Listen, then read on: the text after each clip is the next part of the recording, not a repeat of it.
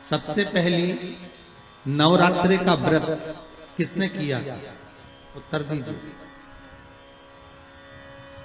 सबसे पहला नवरात्रि का व्रत, नवरात्रि की उपासना सबसे पहले किसने करी थी? भगवान राम ने।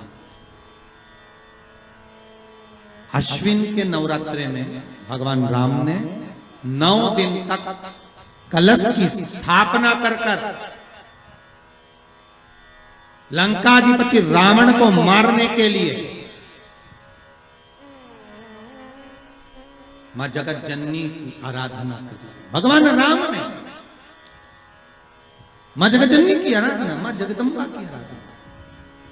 और कहते हैं मेरे राम ने प्रतिदिन मां आद्यशक्ति को निमंत्रण दिया और मां जगत जननी से विनती निवेदन कर कहा कि आपको प्रतिदिन आना पड़ेगा। इसलिए देवी भागवत में लिखा है कि नवरात्रि में एक दिन, जैसे प्रतिपदा है, पहला दिन है तो एक कन्या का पूजन करो, द्वितीया है तो 2 कन्या का पूजन करो, तृतीया है तो 3 कन्या का पूजन करो, चतुर्थी है तो 4 कन्या का पूजन करो, पंचमी है 5 कन्या का पूजन करो, छठ है 6 कन्या का पूजन करो, सप्तमी है 7 कन्या का पूजन करो, अष्टमी है 8 कन्या का पूजन करो, नवमी है, जम के बोलो, 9 कन्याओं का पूजन करो।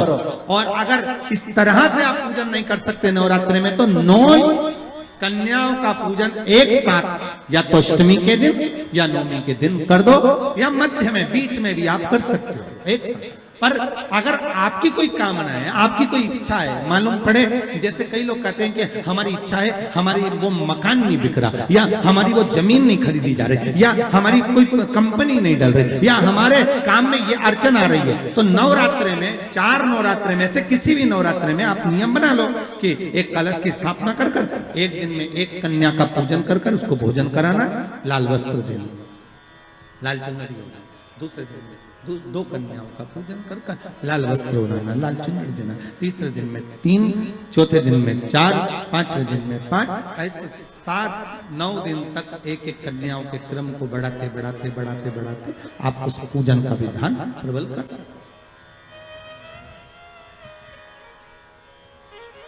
आज किसी का फोन था सुबह, तो कोई कह रहे थे कि हमें गुरुजी से बात कराओ, तो समीर जी ने बताया कि फोन आया था और वो बोल रहे थे कि हमें नवरात्रि में अगर मान लो कोई साधना करना हो तो कौन सी साधना करना चाहिए, हम किसकी आराधना करें, हम 9 दिन तक किसकी साधना करें।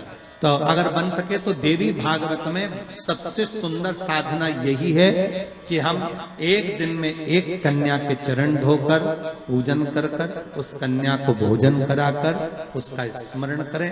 हाँ, ये जरूर है, अभी कोरोना महामारी चल रही है तो इस नवरात्रि में भले ना करें, पर आगे की नवरात्रि में जब नवरात्रि अच्छे रहें, कोरोना से मुक्त रहें, तब आप किसी कन्या को एक दिन में 1, 2 दिन में 2, 3 दिन में 3, 4 दिन में 4, 5 दिन में 5, ऐसे नवरात्रि 4 बार जो नवरात्रि आती, किसी भी नवरात्रि में आप स्मरण कर उसका फल मिलेगा।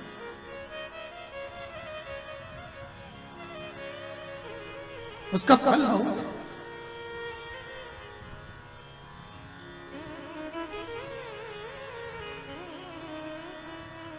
जैसे बेलपत्री का किया गया दान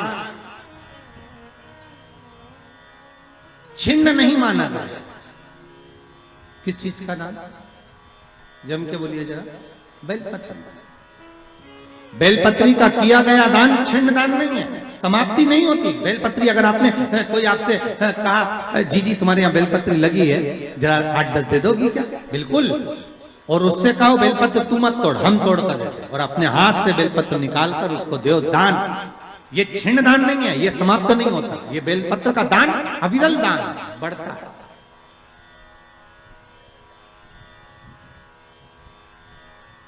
सुख का भान ये छिन्न होने वाला नहीं अभी।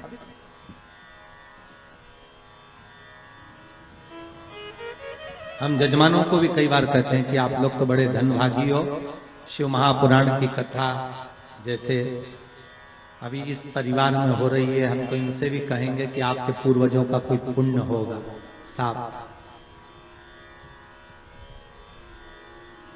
सारी पुराणे सारे शास्त्र 7 पीढ़ी को तार देते हैं। शिव महापुराण के लिए स्कंद पुराण में कहा ये 71 पीढ़ी को तार देती है।